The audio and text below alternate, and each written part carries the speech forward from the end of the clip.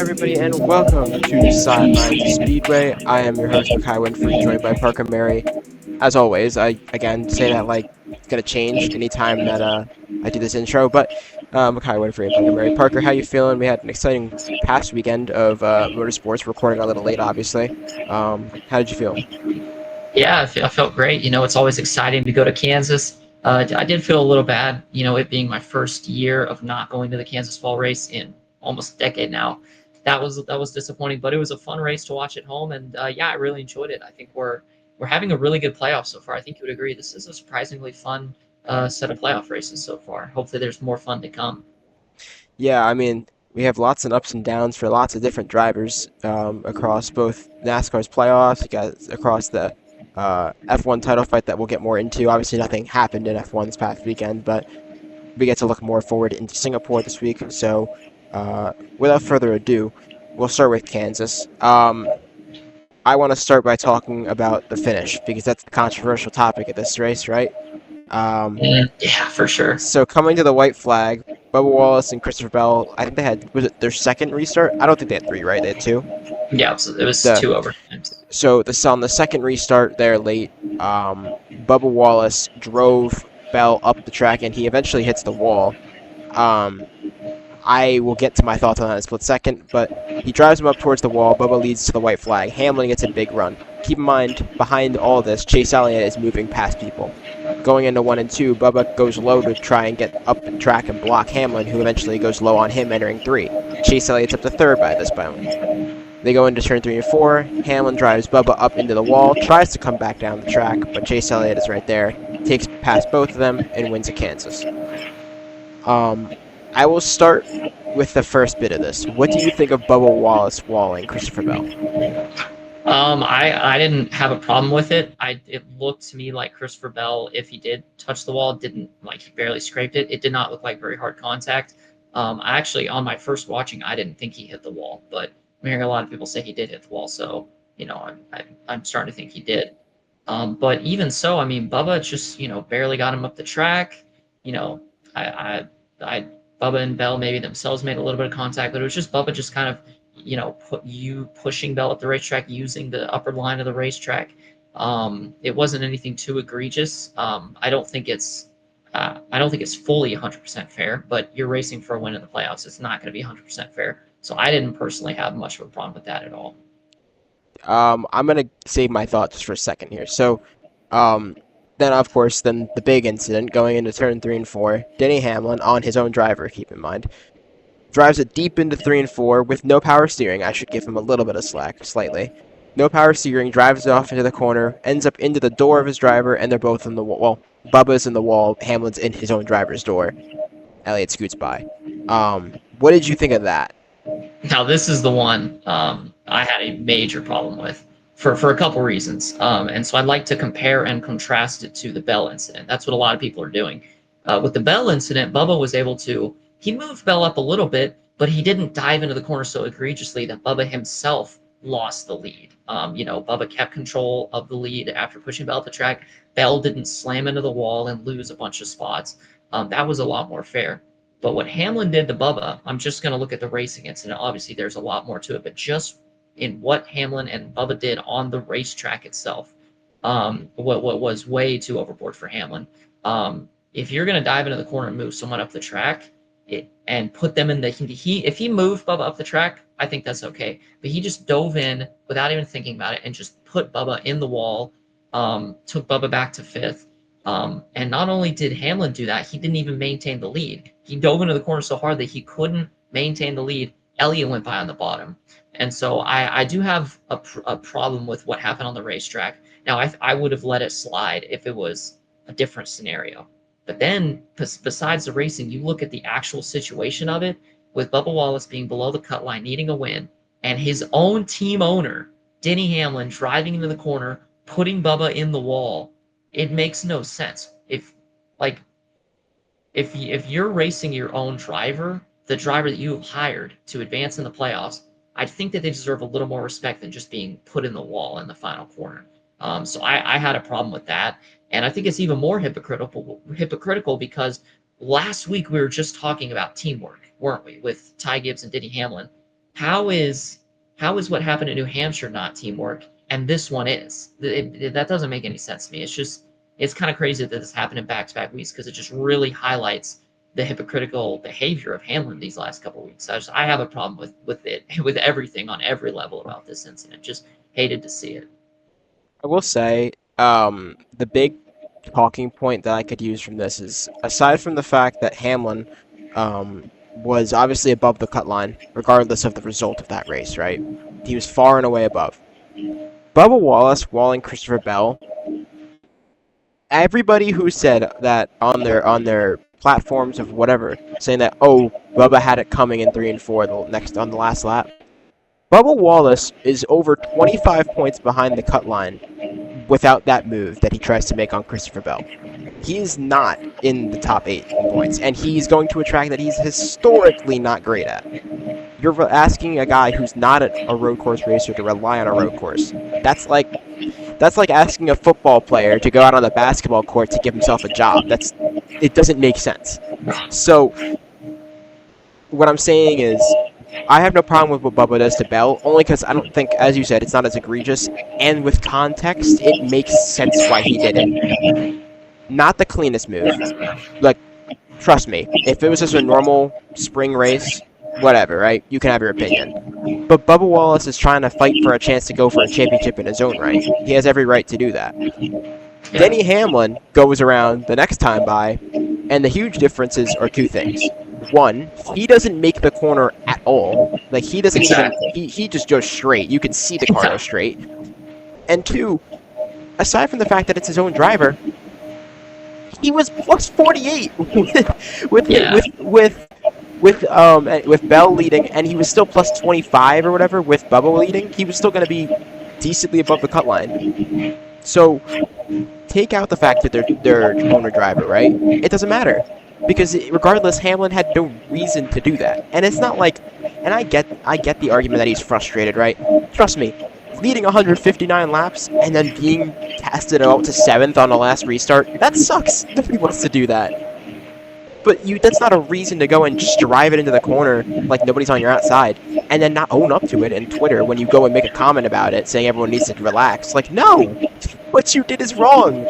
And you continue to deny it. And I'm somebody who actually is a Hamlin defender more often than not. But that is not defendable. And anyone who wants to use it's the power steering excuse, he drove 30 straight laps under green with pressure from behind him. Bell was catching him. 30 straight laps. Cleanly. No mistakes. Yeah. In fact, he started gapping Bell at the end of that run before the caution. Mm-hmm. Where did that go? He got too tired in the last 2 corners for him to actually make the corner. Like, that doesn't make sense. And Hamlin is one of the most stamina-filled drivers in the field. They talk about it all the time. So, I with refuse, his loop band and everything. Exactly. I refuse to believe that there is any excuse for what happened. And if he at least took to social media and apologized, or if he in his interview apologized, I could at least be like, all right, you know what? He messed up. He knows he messed up. It happens, right? No, it's not what happened. It's not what happened at all. And I can't say I'm surprised, unfortunately. No. And the worst part about it all is it literally is off the back of him getting into his own teammate the previous week for something that was less egregious. So, yeah, exactly. I can't. It's dumb. It's dumb. And I mean, we had a bet. I told you that Bubba would make the round of 8 at the start of these playoffs. And I was about 2 corners from being correct. Do you know how mad that makes me? Yeah. As like biasly here, like that sucks. But whatever. And I'm glad you brought up the power steering excuse. That's the excuse that I see all the Denny Hamlin fanboys bringing up. Oh, he had power steering issues. But like you said, he was the fastest car for the past 30 laps with the power steering issues. He had no issue turning all day. But all of a sudden, the moment he's side by side with his own driver, he wasn't even side by side with him. Power steering goes. I'm so sick of Denny Hamlin fans. I can't stand him. But he wasn't even side by side with him. Is the worst part. He drove it. He was behind him going into the corner, and he drove it underneath him. He didn't. He wasn't side by side. He wasn't even close. Yeah, just everything about that is just so ridiculous and egregious, and it's not defendable. There's no if now there are a couple drivers I can name. If someone else did that, the backlash would have been even worse. But Denny Hamlin gets a pass from a lot of people, which I don't understand. But I'll give you my hot take. Yeah, Okay. okay. I was gonna say I'll give you my Well, I hot was take gonna on this. say I was kind of warming up to Hamlin. Yeah. You know what I mean? And then the New Hampshire incident, and now this one, and I'm done. I'm completely done on Hamlin. I will say the hot take I have here. Hamlin said that he wanted to switch his focus from a championship to 60 wins. We have now seen 2 straight weeks where the magical 60 that he wants to hit is now causing incidents with his own drivers and teammates. On top of that, the take I actually have about this is Denny Hamlin will continue to be his own worst enemy until he stops worrying about his own goals and just drives. And I know that sounds crazy to say, like, oh, he's like one of the best drivers of our generation. Because he is. On talent, nobody denies Denny Hamlin's talent. Everyone knows how good Denny Hamlin is. But people's problem is that he continues to throw away goals under pressure, and pressure that he sets for himself. Nobody's setting that pressure for him. Nobody said he had to go win 60 races in his career. That was his own goal that he's now falling to meet. Oh my gosh, because he is so consumed with actually doing it. That's a problem. So Yeah. he will not win a championship if he is driving that way. I promise you. I promise. It's not the first time that we've seen Denny get over aggressive at the end of the race and crash somebody. We saw him do it to Elliott a few years ago. I mean, he gets to the end of his races and he's the one that preaches about, like, you know, oh, I don't like to see dirty racing. I don't like to see all this. And then he's one of the dirtiest drivers out there. Look at the amount of times he's walled Kyle Larson for no reason. I mean, he's just insane. I just don't understand it. It's just hypocritical behavior. Regardless, Chase Elliott, we should give him a little bit of light here, does actually take the win. His second win of the season, his first multi-win season since his championship campaign, didn't end up winning it, obviously, but his championship campaign in 2022. Got to feel good for Elliott fans, right? Yeah. I mean, they feel good. Obviously, there was a lot of debate about, did Gustafson make the correct call? I will ask you this: where was Elliott at the time of the last caution? I can't remember. Was he fourth? No. Maybe he was like in the 4th to 7th range. He was right in this. He was in the battle for the top 5, if I recall right. Because if I'm just trying to remember, it was Hamlin, Bell, Bubba, and then either Briscoe or Reddick, and then they were like in that group. He's in that next group with Briscoe, Reddick, and them. So I wanted to make sure I get this right before I say something egregious. Chase Elliott being in the 4th to 7th range, there was a lot of debate about, did Gustafson make the right call putting on 4 tires. A lot of people said he didn't. I actually believe that being in the 4th to 7th range, I do think Gustafson made the right call, because Elliott has no chance of winning the race if he pits with the other, or stays out with the other guys, takes 2, takes none, and he's on the same strategy as everyone else up front. Then he's the 5th place car on his strategy. But with Gustafson bringing him into the pits, he's the 1st place car on his strategy. And obviously they got lucky and it ended up working out. But I actually don't have as much of a problem with the call as everyone else, because I think it gives you a better chance of winning the race. I just can't agree with that. And it's not. How? Well, no. Oh, okay. It's not because I think that necessarily. It's not that the call always sucks. It's sorry. Not that the call always isn't great. It's just that in this instance, right? I mean, maybe because we're looking at it with hindsight. So I'm going to look at it with hindsight and then without it. So with hindsight, Chase Elliott wins that race anyway, because everyone else wrecked each other. So Chase Elliott was going to end up winning that race, assuming he was in the position he was in. But even without hindsight, right? If let's just say you put us back in the moment, we have no idea. I still think it's the wrong call, because I think you are dooming your driver the opportunity to go out there and pass them without them having an incident. Because let's face it, Chase Elliott wasn't gunning up to the lead with his 4 tires if they don't go into the wall in 3 and 4. It wasn't going to work. It wasn't going to work if they didn't wreck each other off for coming to the white flag. It wasn't going to happen. So I think Chase Elliott's call, I think Gustafson's call, while it wasn't as egregious as it could have been, I still think it wasn't the right call because you end up in the end relying on other people's misfortune. So you believe that Elliott would have had a better chance of winning from fifth place on older tires It's than not from about a better. ninth place? It's not about a better chance. Their thought wasn't. I mean, okay, yes, everybody's thought is technically how can I win the race, but I can't sit here and prove it. But if I had to guess, if you're running 7th, right? We'll just guesstimate. Let's say you're running 7th, right? You're not thinking, how am I going to get from 7th to 1st in 2 laps? You're thinking, how can I get as many positions as possible, right? If that was the logic, 4 tires, I understand. But that's not what the argument is. The argument is, how would Chase Elliott have won that race? And he would have won that race on 2 tires, because everybody else did everything they did. Now, if you wanted positions, 4 tires was the way to go. It's different. It's a different call depending on what you want as the outcome. Well, I feel like if he takes 2 tires I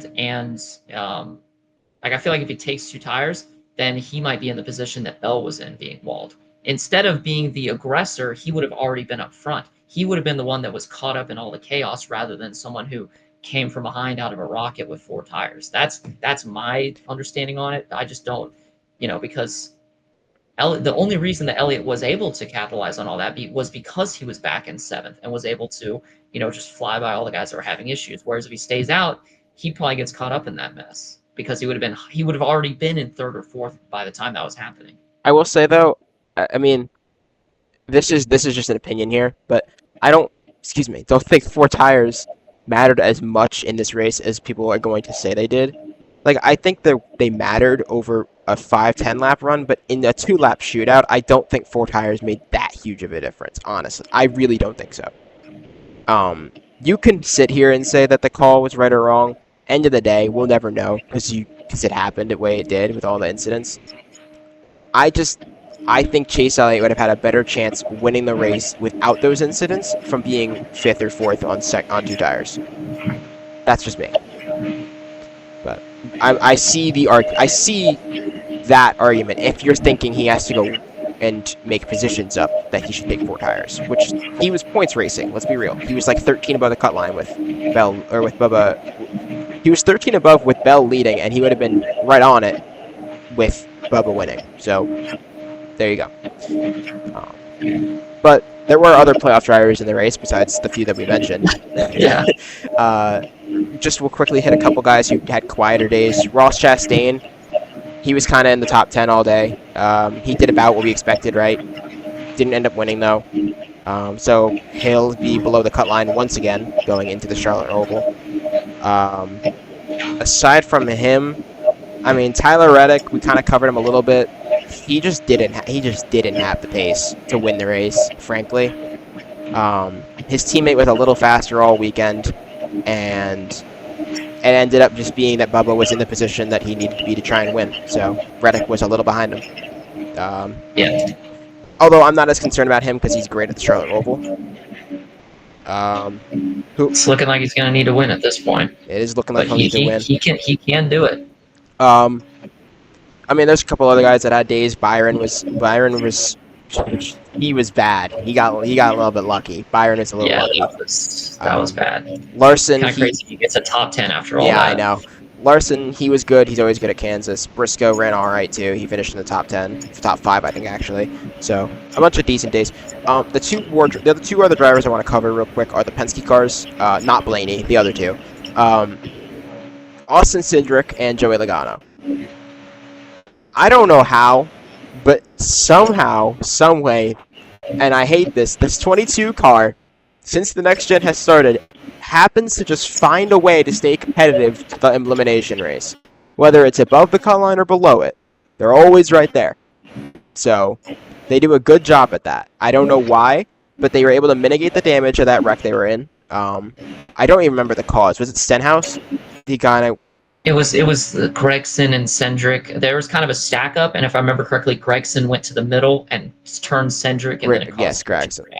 Gregson and Stenhouse are like the same driver in my head. I'm sorry. They're so like alike. When you think of their personality, they're so alike. Yeah, they have some surprisingly good Xfinity resumes. Well, look at some people forget how good Stenhouse was in the lower leagues, but he yeah, was he was the best driver of his time in the Xfinity series. But yeah, anyway, yeah. So I mean, good day for Logano at least to mitigate the damage of what happened. I think he finished last in the lead lap cars, but that honestly is not the story of his day. So a good a good mitigation. mhm, Cindric, he's in no man's land. yeah, yeah. That Let's see, is 50 points, uh, yeah, 48. He 40. needs to win. He can't he could point his way in, but let's be real, it's not happening. There is probably a very obscure situation where the 2311 cars could point their way in, but I don't think there's any such way in for Cendric. He's going to need to win, and they have not shown that pace of being able to go out and win at a road course in the next gen era. In 2022, I guess, kind of, but ever since then, he just has not been on that level. So I'd say there's a very slim chance you see them in the round of eight. Yeah. Honestly, we'll. Oh, I'm sorry. I hate to transition very awkwardly here, but I just remembered something I wanted to hit on because you actually said what I was going to say about Cindric, and I don't actually have much to comment on. But what I did want to mention is we saw a flip. We did see a I flip. We almost did see forgot a it flip. because it was Forgot such about a that. random flip. Um, John Hunter goes into three and four, and I don't know if he missed the corner, overdrove it. I don't know. No idea. He's just like rehearsing for Denny Hamlin or something. I I don't don't know. know. Maybe 2311's calling his contract. I have no idea. He drove into the corner, plows Zane Smith's left rear, and Zane Smith just I don't know. He ramps the wall, He and then just he does like two barrel rolls and lands on his yeah, wheels, and we were just all like, huh? just what? Like Well, I've never seen anything like that. I guess there was the Truex incident where he got up on the wall, but you never see that at a high banked racetrack we like Kansas. we saw the Xfinity car. I think it was Alfredo got on the wall and flipped, or got on his side at least a couple of years ago, but Mhm. not in the Cup car. Yeah, and the crazy part is it was on banking. Like imagine how hard it was for the car to defy the gravity of the banking pushing him down. How steep that angle was for his car to go up on its side like that. That was wild. You did predict that a legacy car would win this. Yeah, yeah. Didn't quite work out, but a legacy car was in one of the biggest headlines of the race. So there you go. Um, I got bonus points. yeah, I guess. But yeah, kind of underwhelming day from Legacy overall. They just didn't quite have the pace that we expected, and it just didn't pan out.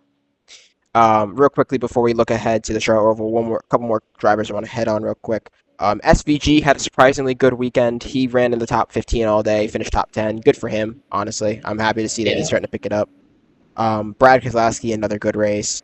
Um, Todd Gilliland and Ty Dillon get top 15s. Good for them. yeah, I know both of their 35 combined fans are happy. Um, yeah. them. Yeah, and I by the way, love them. 34 of them are Ty Dillons that he got from the in-season bracket. True. Todd Uh, Gilliland has one fan, and we know who he is. Otherwise, from that, I mean, Blaney, he was in the top 10 before the late race yellow, so he ran all right. He battled from the back of the field, so all right showing from him. That's about all I got from Kansas. Do you have anything else? I mean, yeah, just kind of a bad day for Penske. They all had good cars. I mean, Logano and Blaney were running top 10 all day and had their issues at the end. Cindric got caught up in a crash.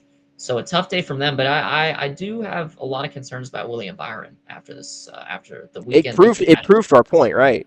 Yeah, I mean there's some concerns there, and I don't necessarily think these concerns apply to this round because he's 40 above.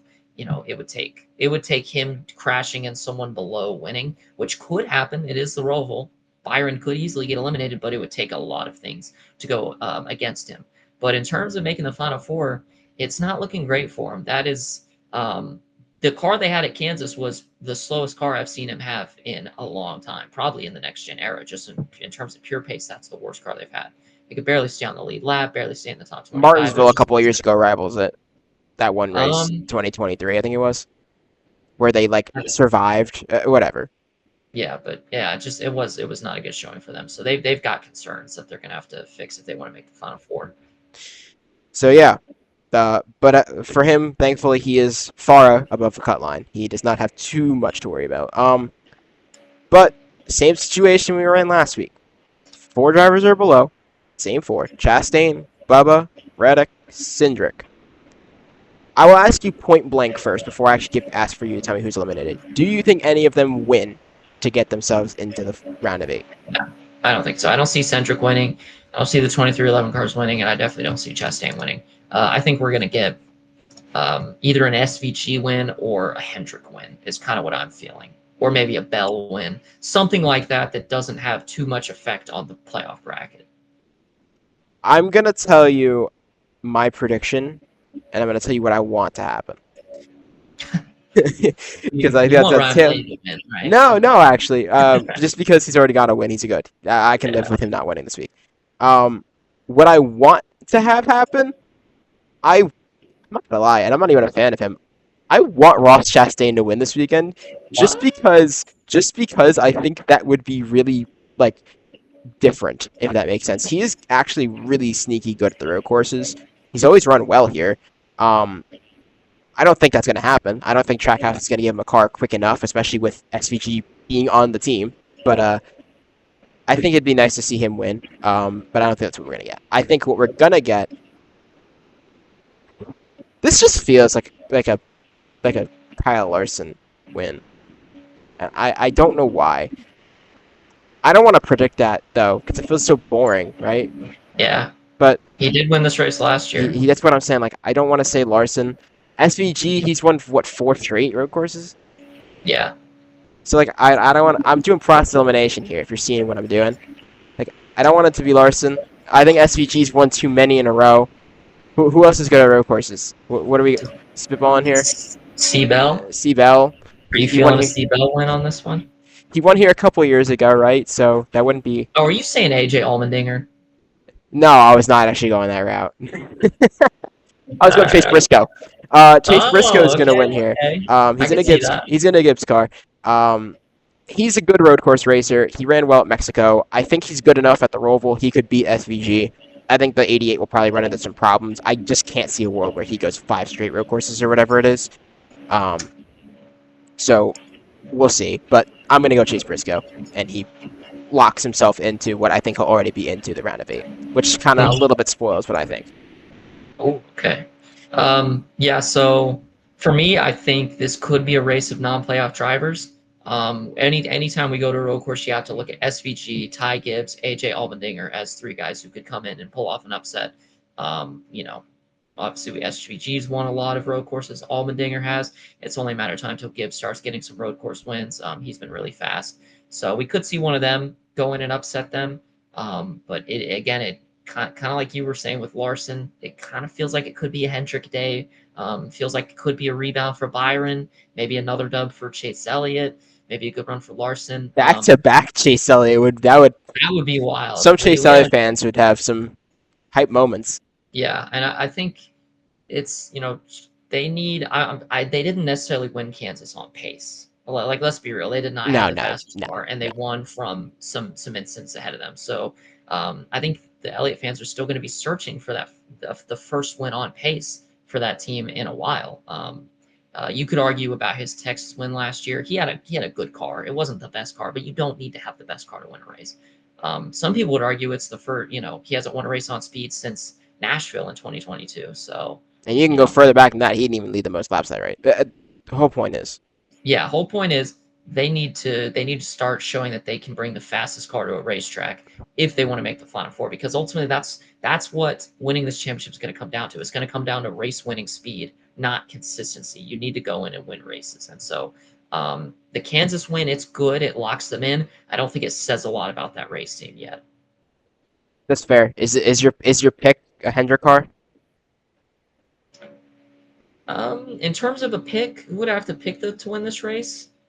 I'm kind of feeling Christopher Bell on this one, actually, because he's a good road course racer. It'd be nice to see. He was my champion pick, obviously, so it'd be nice to see him start to rack up some wins. He's won at the Roval before, almost won there a couple times actually. He's been really good at the Roval, so yeah, I see him having a really good weekend. He's pretty good on the cut line, 44 above. He probably won't need a win, but I think he'll have a good car.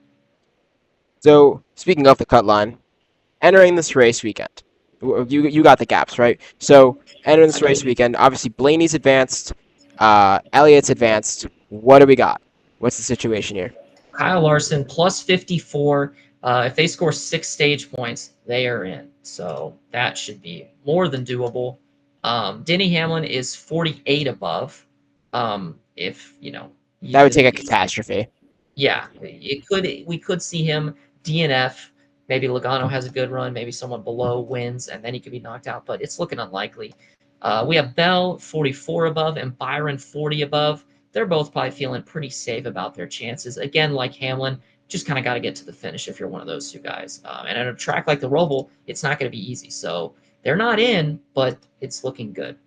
And then Chase Briscoe is 21 points above the cut line, your race-winning pick. That'll be a big win for him because 21 above, you are less than safe going into a race like the Roval. You could very easily be eliminated. So Briscoe needs to go in and have a pretty good day and hope that I think the goal for them is outrun Logano and hope that no one below wins. If that's the case, they're in. But if someone below wins, it's going to be a dogfight between him and the 22. Speaking of the 22, Joey Logano, they are 13 points above the cut line. They have to beat the 19 and hope that no one else below wins. I think the conversation should be you're battling for 7th in points more than you're battling for 8th because you have to make sure that you're good if someone below wins. So they got to be battling that 19 hard. They got to come up with a good race car. Historically, they have. They finished top 10 at the Roval every year except for one. So they're looking. If things are looking good for them, if they can have a good car, they just have to hope no one below wins. Then we look at the guys outside. Ross Chastain, 13 points below. You can easily make up 13 points, but the best way to do it, just go out there and win. And as we know, they are capable of doing it. Chastain's pretty fast on road courses. So who knows? That could happen. And then the 23-11 boys, Bubba Wallace, 26 behind. Tyler Reddick, 29 behind.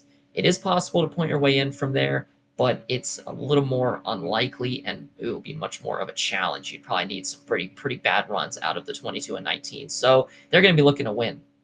Reddick, more than capable of winning at a road course. Bubba Wallace, we have not seen that yet. So I think even though Bubba is in a better point position, I actually think this is going to be a harder task for him to get into the round of 8 just because it's going to be harder for him to win.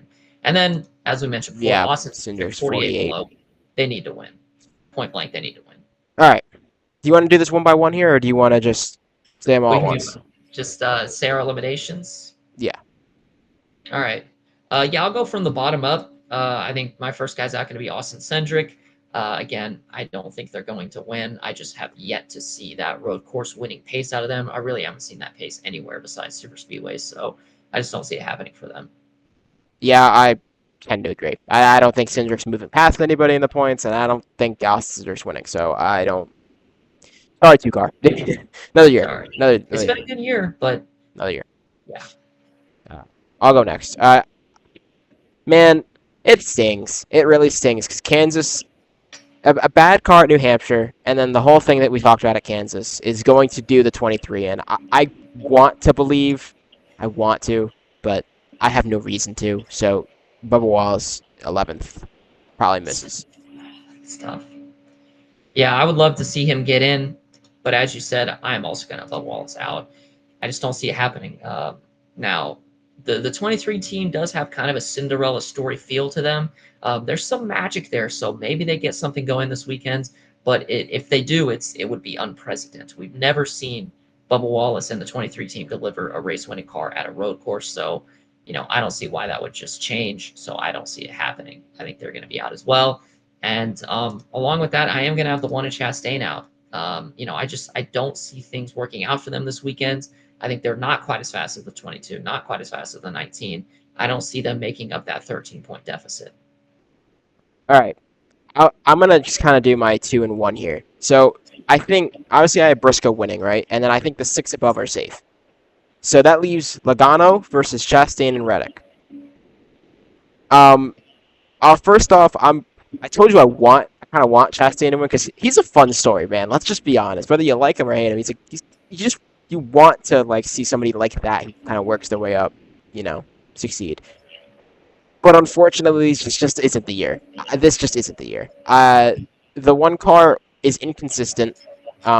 Great at the road courses. In fact, I think he'll be in contention to win.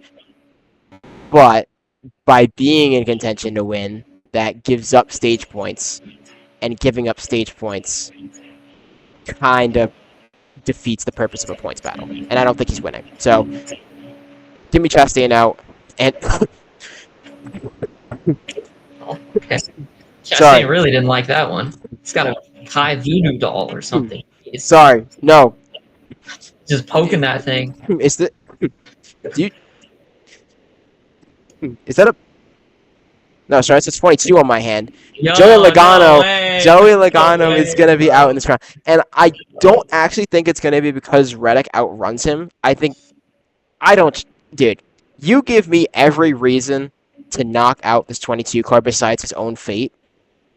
I can think of it because whether it's Logano's fault, which honestly I don't think a lot of his problems this year have been, but I digress. I think this is gonna be another one of those instances. I just think something out of his control is going to take him out of contention to make it into the next round. And I think Reddick will be close enough to outpoint Chastain. So, with that being said, give me Tyler Reddick to advance. Wow. I fell for the bit. I'm gonna be honest. I will say I did. Had a voodoo doll. No, I did actually have a little thing in my throat. That was just funny. I just, you know. All right. Well. All right then. So, for me, it comes down to Logano and Reddick.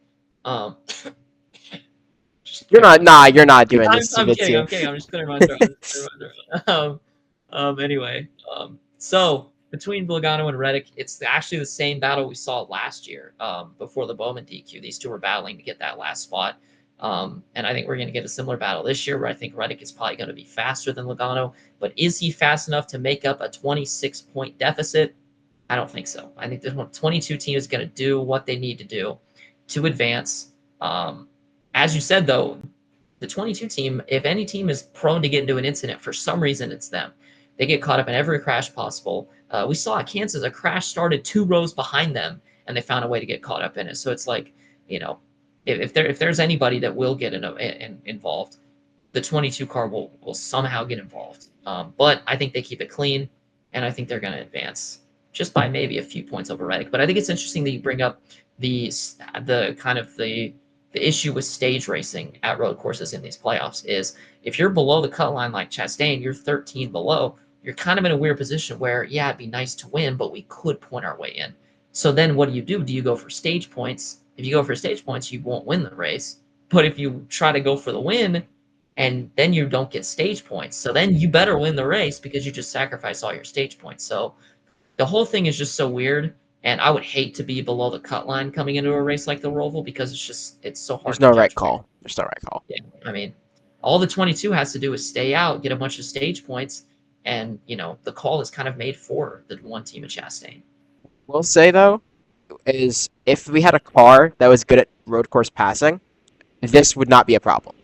Just saying, because you could at least if you stay out for the stages, you get your stage points, you could at least try and make it up for the race. But that's not going to happen. So yeah. We've seen countless times, unless you're a Shane Van Gisbergen, you're not flying through this field. So we'll see. Yeah. But yep, those are our round of 8 picks. Do you have any other final thoughts? People that you want to see do anything before we hit for the Roval before we switch over? No, I think that's it. The one last person I want to mention real quick is, I just want to say, I need to see I need to see the winning speed out of the 5 because he's taken steps in that direction. Because the past 5 weeks he's looked good, but I need to see the winning speed out of the 5. I'm not predicting it, but I need to see it. It's what I need to see. Yeah. So, especially if he wants to win the championship, as our trend has always been sticking with. So we can add Chase Elliott's name to that list. Potential champions. Yeah, we could. Oh shit! Somehow. I predicted him to the round of 8, so I guess I'm right in that, right? Yeah. I predicted him to it at the start of it, then I redid it, and I was like, no. So I'm gonna take half points. I'll take half points. Anyway. I think I flip-flopped. We both agree. I think we both agree. We were in the same. Oh no, boat. yeah, we both agreed. We were in the same boat. We both had him in originally, then not, and now he is. Yeah. Get half points, whatever. Singapore is coming up. Okay, so we're as of recording this. I've seen FP1 and FP2. Why is Aston Martin so fast? Can you confirm to me what's going on. Um, I don't want to say the magic number, but I'm not predicting it either. But is it in the cards? Do you think? Is there a chance it's in the cards? No, it's not Okay. in the cards. I don't think so. Look, if there's anything to get Fernando Alonso fan engagement on this podcast, because I think we certainly need it with how bad they look right now. Well, maybe I can lie and say Fernando Alonso is going to get a podium this weekend. But look, we can't lie to the viewers. They don't have a hope in because look, it's practice at a place like Singapore. Practice is never indicative of a car's actual pace. So I'm not buying it. But there's gonna be an edit of like Lance Stroll winning the race, and they're gonna cut to that and put our clip in there. Oh my gosh! I'm gonna do something new this week. I'm gonna do that at the end of the show, but I just want to remind you, I got something new coming for you. Uh, as regards to Alonso and 33, uh, 33 will say a magic number. It's not happening, but I'd like to be hopeful. I would like to see what is it, a 13-year drought, right? Yeah, like 12 years. I'd like to see that Yeah, end. close. I just wanted to Close. mention that because he looks fast. So I'll give our Alonso fans a little bit of hope that will eventually die down in 2 laps. Um. Anyway, it's a real contenders this weekend. Yeah, I Uh, mean, hey, you know what's kind of a crazy fact about Alonso? what? Connor Zilisch wasn't even born the last time Fernando Alonso won a race. Think about that. What? Yeah, it's a true fact. Think about how young Connor Zilisch is. Yeah. Do you mean the championship? No, Oh, forget it. oh my god! I was like, are you serious? Like, what are you talking about? He's not 13.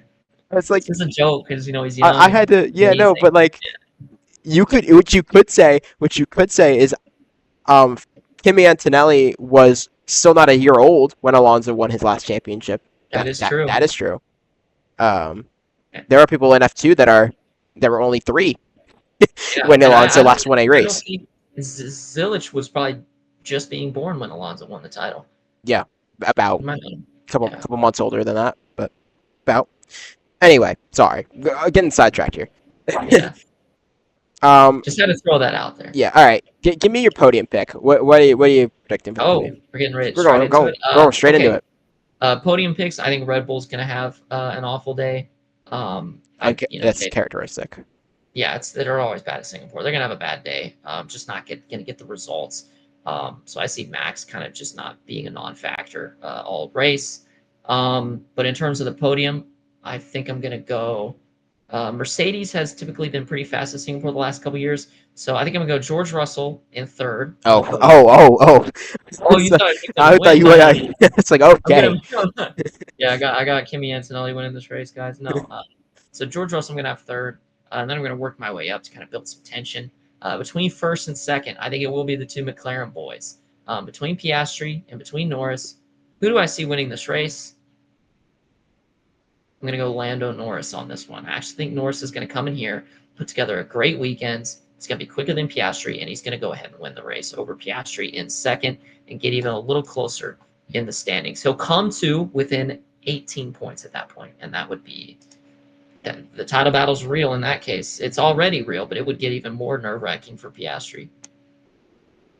I'm gonna give you my points finishers. That's my new addition this week. So I'll do my podium, but you're gonna get my whole points finishers. Wow. Okay. All right. Interesting. So I'm gonna just spitball here. All right. I'm gonna work my way though. I'm gonna do the podium first, and then I'll get you guys 4 through 10 because that's not as important. No offense. Give me third place. I'm actually in agreement. I had Russell on my podium. I actually have him third as well. He's really good here. I don't know why. He never wins here, but he's really good here. Yeah. So give him third. I think Max is gonna get second, and I know I said that he needed to, and I may be buying into hype, but I'm going to put him second. I think Max needs a good result.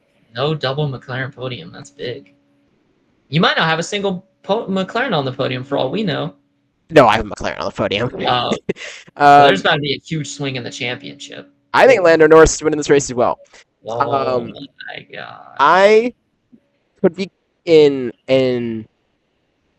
I could be crazy for saying this, but I'm skeptical. That Baku blunder, that scares me a lot. Norris, he had a bad weekend, But Norris also finished the weekend and kind of ran around. It was a bad weekend for them. Piastri, he was all out of sorts, and that is very, very telling to me. That when what do you call it, a hurdle, when a hurdle arises in front of him, he just fell and hit his nose. So I mean, that's what I saw out of him, and that's scary to me. But I do have him scoring points. I don't think that anything crazy happens. I actually have him fourth. I think he'll be just off the podium, chasing down Russell after a bad pit stop or something like that. Something will happen. Russell will hold off Piastri. Other point scorers, I think Leclerc is going to be fifth, Hamilton sixth. The Ferraris are always good here, so they should be at least on pace with Mercedes. Speaking of, Antonelli 7. I think he'll actually have a decent weekend this week. Give me Hadjar 8. He looks really decent this weekend. I think Alonso's point scoring. He'll be 9th. Aston Martin is good enough for that. Let's be real. Yeah. Maybe. And I'll give Ocon a point because I'll give Ocon a point. Ocon actually had 1 or 2 points. No, a point. A point. Be 10th. I think Ocon will run all right this race. And I don't think there is anything that crazy that happens, but that's my 2 cents on that. So. All right. Yeah. So you mentioned the Piastri blunders in Baku. To me, so there's 2 things from the McLaren boys that are both concerning. One is Piastri, jumping the start and then crashing, trying to recover, and then the other is Lando Norris just being slow all weekend. And so to me, I kind of have to ask myself the question: which of those 2 runs is more concerning, and which of those is more likely to happen again? In my opinion, Norris being off the pace is a little more concerning because driver mistakes are bad, yes, but they usually don't. And Piastri is not gonna. I don't think he's gonna make that same mistake again. Whereas if Norris doesn't have the pace right now, I think there is something underlying that they have to figure out. Why were they so off the pace at Baku? I think it's a little concerning. So I would be a little more worried about the lack of pace from Norris rather than Piastri just slipping a wheel and making a mistake. I will say the reason I'm not as concerned about that is only because one mistake in F1 specifically seems to spiral in a championship battle for drivers. We've seen it before. You make one mistake, you make a second, you make a third. And it may not even be you making the mistake. It could be the team. It could be the strategist. I don't know. I'm not saying Piastri himself makes a mistake this weekend. But one thing happens, then another thing, and then another thing. Especially when young drivers who get in title fights. So, Norris, I feel like it's less likely that McLaren has a slow car again this weekend. I don't think that's the case. So I would bet that Norris just kind of runs his own race. I don't even think he's probably going to be the fastest car. I think Piastri will actually be faster, but I think Norris just kind of picks up the pieces of what the mistake whatever happens to the 81. That's weird. I don't ever refer to drivers in F1 with their number, but No, yeah, that's a little odd. I won't do that again. But yeah, that's so weird. This is not NASCAR. Yeah, no, but Piastri will finish 4th in my opinion. Do you have any other crazy predictions you have for this weekend? So I will say that if there is any racetrack to look out for a fast car like McLaren being slow, Singapore is actually the perfect recipe for that because the Red Bull, which is super dominant, they've been really bad there the last couple of years. Back when the Mercedes was super dominant, they were consistently the 3rd best car. The Red Bull was better, the Ferrari was better. So like any period of domination that we see, going back to the beginning of the turbo hybrid era, that car has not been good. So there's a good chance that McLaren goes into this race and they have the 3rd best car, maybe even the 4th best car behind the Ferrari, Mercedes, and Red Bull. I think that's very possible. And if that's the case, that's actually really bad for Norris because it means there's less points up for grab for him to steal. If Norris wants to win this title battle, he needs McLaren to have the best car because then that's more points up for grabs. But if McLaren are fighting for 4th and 5th, there's only a 2-point difference between 4th and 5th, whereas the difference between 1st and 2nd is 7 points. So, there could be some concerns for Norris if they don't come in with a good car. I also think that Verstappen getting 2nd is going to be crucial. That's why I mainly have that happening. But let's you're still on this Max can win the title thing. Yes, that's what I'm mostly. Not buying it. Whatever. Sorry. We'll know after this weekend. We will know after this weekend. Honestly, if he wins this race for somehow, dude, put him in it. Put him in it because That would be big going into a race like Singapore where he's never won. and he wins They have only a little bit track, there. only track he's Yeah. ever won. So Yeah. I mean, yeah, if he can do that, I'll say this: let's go in fantasy world for a second, right? Let's say McLaren does show up. They have this third or fourth fastest car in qualifying. They qualify, I don't know, fifth and seventh. You're like, oh, crap. Ferrari's, I don't know, Leclerc, because it checks out. Leclerc's on pole, right? I don't want to give Ferrari fans hope, right? Because everybody and their mother in this preseason was hyping up the Ferrari was going to be the competitor to McLaren. They were not close in any regard. They are so far up. But, Ferrari has a knack for being very good at Singapore. Leclerc hasn't won this year. It would make sense if McLaren is to be off. It would make sense if this is the race he won. I'm just saying. I'm not throwing my hat out there as that's my prediction. I already told you I think Norris is winning. But if we want to live in fantasies, I don't know. Between him and Russell, one of those two. If we're gonna go like that. Just some Ferrari engagement bait, just something to get Ferrari fans happy. We know they need it. I saw this meme, and it's like you're either two of three things. It's either you're happy, you're a Ferrari fan, or you like F1. It's like you like F1, you're a Ferrari fan, you're not happy. Yeah. I know the little format. I know. Yeah. So I feel bad. Don't We be know a a lot Ferrari of. fan. Yeah, I know a lot of them. I'd like to actually comment on one of the driver real quick. We didn't address him too much last episode, and I kind of wanted to wait for this one to do it. I mentioned him 2 episodes ago, Carlos Sainz. No. I'm not even gonna bait. I'm gonna say something, doubling down on my opinion. No. Carlos Sainz had one good weekend, and media everywhere, not just us, or not us. I say us as in like the U.S., but just in general, right? Everybody was on the Carlos Sainz hype train. Like, oh, look how good he did with Williams, this, that, the first podium for Williams and however long. Yeah, I get it, right?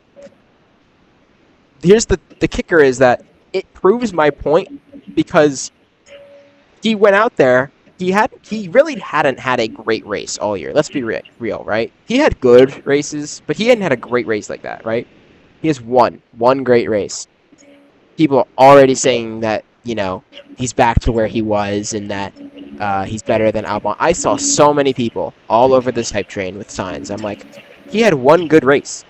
And frankly, it was only possible because McLaren just missed it. And who else was he to beat? Who would he have lost the podium to? The Racing Bull? The Aston? Who was he losing that podium to? There was someone right on his tail at the end. I don't remember who, but there was someone close. Was that Tsunoda? It would check out if it was Tsunoda. It might have been Tsunoda. See, like, if you want to talk about drivers who are at the bottom of how they performed this year, that's one of the few drivers that actually kind of rivals Sainz. But it was anyway. Antonelli was like a couple seconds behind Sainz, but yeah.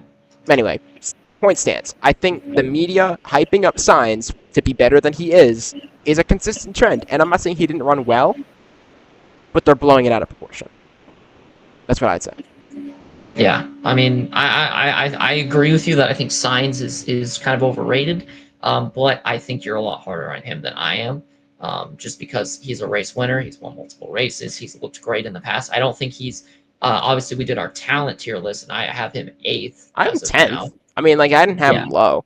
Yeah. I mean, we're close. I'm a little more generous on him. Like, I can't have him behind Nico Hülkenberg, who has had one podium in his entire career. But that's just me. You could chalk that up to equipment, though. I will say.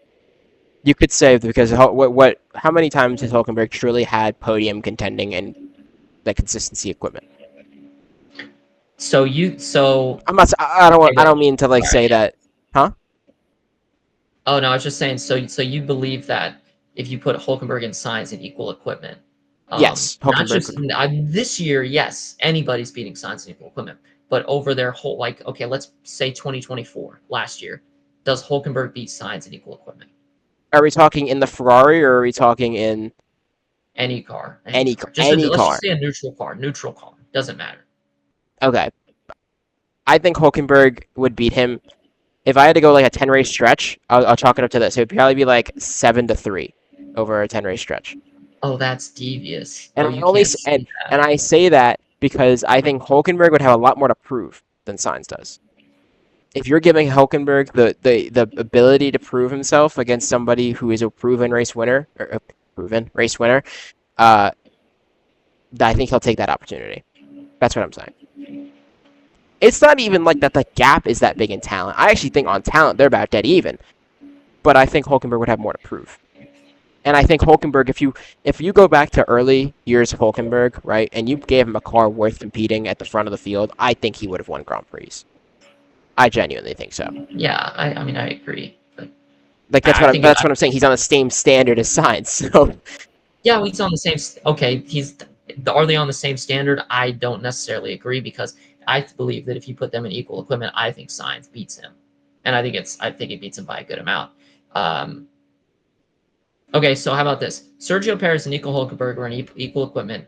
Perez was better over the 3 years. okay, So what? So you think? So who do you think's better, Perez or Sainz?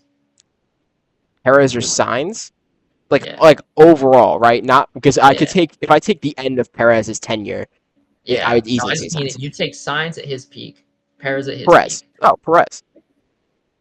Wow. At his peak, I'm a I'd take Paris Perez. fan, and I'm not even fully confident in I that. would I think take it's Perez closer. because if you take, dude, I'm telling you, late 2010s Perez at his peak, dude. If that was the driver that Red Bull had gotten, oh my God, we'd be having a totally different conversation. No, yeah, I Totally 100% different agree. conversation. I think Paris is amazing. But Um, that's I, what I'm saying. I I think it is close though. I'm not. I can't 100% put Perez over, but There, because Science has also had his years where he just completely blows his opponent out of the water. Like look at what he did to Lando Norris, who's I think we oh, both agree is a pretty good I thought you were driver. gonna say Leclerc. I was like, oh, don't start, don't Oh no, start. not Leclerc. And Sainz beat Verstappen when they were both at Toro Rosso. And people say, oh, Verstappen was super young. Sainz was also young. They were both rookies. Yeah, So but that doesn't matter to me. uh, uh, Sainz beat him. Sainz Like was Sainz, 20, Verstappen was 16. To be fair, I mean, there is a bit of a there's a. I know that everyone's like, oh, he's young. There's a bit of a difference between 17 and 20 and 20 and 22. That's my opinion on that. Max was not seven. Cool. Max was seven. No, he wasn't 17 years old in that He year. was 2015. No, 15. He was not 2015? 15. No, Oh, I thought 2015. you just tried to pass. He was 15 years old. Oh He my was gosh. 17 turning 18. No, he was 18. No, he turned 18 during the year. Oh well, okay. Either way, he was 18 at And some 18, point. and he's born in September. He's 17 most of the year. How old was Sainz then? Let me get the exact Science was numbers. 20, I think. I want to. Oh my gosh. Okay, yeah, um he was 19. So yeah, they were both super young. I mean, come on. Anyway, Like it's not my yeah, point. My point is not that. My point is Perez at his peak would beat Sainz at his peak, and Hulkenberg would beat Sainz at his peak. Now Hulkenberg and Perez at their peak is a whole different conversation. Perez is better than I would Hulkenberg, say I think. Perez is. I'd say at their best, Perez is better than Hulkenberg. Yes, Yeah. I agree. We Yeah, saw it. Perez was a demon. He was a demon in the Sauber in his first few years of F1. He was a demon in the Force India. He was a demon in every car he got in besides the Red Bull, where he had to face Verstappen Which in a place where clearly no one is meant to thrive in that number two seat. I want to say one more thing before I kind of send this off here. Perez, like Perez is we considered him the midfield goat for like 5 years, right? Or whatever, or 3 years, whatever, right? Hulkenberg was also considered the king of the midfield. You know why Sainz didn't get that title? Because he was continuously given cars that were progressed to be towards the front, and he continuously, once they got closer to the front, began to fall further off his teammates. If you put Sainz in the midfield his entire career, I think we are talking about a completely different driver. But Sainz hype was built up based on him being at a top team, like a Ferrari, like a McLaren, which I guess they weren't a top team at the time, but you get what I'm saying. Against drivers who turn out to be better. So, with all that being said, if they were in a top tier car, I think Hulkenberg in a top tier car would beat Sainz because I think there's a different level of pressure, different level of requirement for that, and I think Hulkenberg is more suited for it. That's what I would say. It's a different conversation. It's a different conversation. Yeah. That's a different. Like, it's just for me, the fact that Sainz has won multiple races, and 6 months ago Hulkenberg never had a podium in his career. I can't say that. I can't. I've seen nothing to prove that Hulkenberg would beat Sainz if they're in top tier equipment. we'll see. We'll watch you. I can't say we'll see. We'll never see. We won't see. We won't see. It's a hypothetical. We can forever go back and forth about it because we'll never know. We'll never know. So yeah. You got anything else before? No, that'll be it. I'm riding on my my rage bait, my interaction bait, whatever you want to call it, my Alonso bait to get everyone to 33. It's not happening. It's not. Anyway, it's not happening. It's not. Like, it's not. Let happening. it It's go. not happening. Let it. You guys can let. It's let like the man retire. It's bro. like the cord that's still plugged into the wall. Just yeah, the fan that's been running for 20 years. yeah. Like we have people saying that Alonso's going to win the title next year. Like, turn the oh fan. my gosh, he can't even beat Lance Stroll right now. What are we talking about? I don't want to. Oh, sorry. Actually, I want to make one more comment before we go. We also, like most people that are fans of motorsports and everything and all of the above, would like to send condolences to Lewis Hamilton and yes. Roscoe, of course, who passed away. That broke my heart when I saw that. I couldn't not mention that this week. I forgot. I almost forgot because we were so wrapped up in what we were doing, but I wanted to send our condolences. Rest easy to Roscoe. Hopefully Lewis can have a podium driving performance. I do actually want to see that happen for him. Absolutely. Hopefully we can see that this weekend. That would be awesome. With that, to not end on a somber note, I appreciate everybody for tuning in and joining us as usual. Hopefully next week it will be on a much more interesting topic than just looking ahead to a race and having something to now react to as well. Obviously, we look to see what the NASCAR Round of 8 will be, and we can see how much the championship fight closes up in F1. But without further ado, thank you guys for joining. Thank you, guys.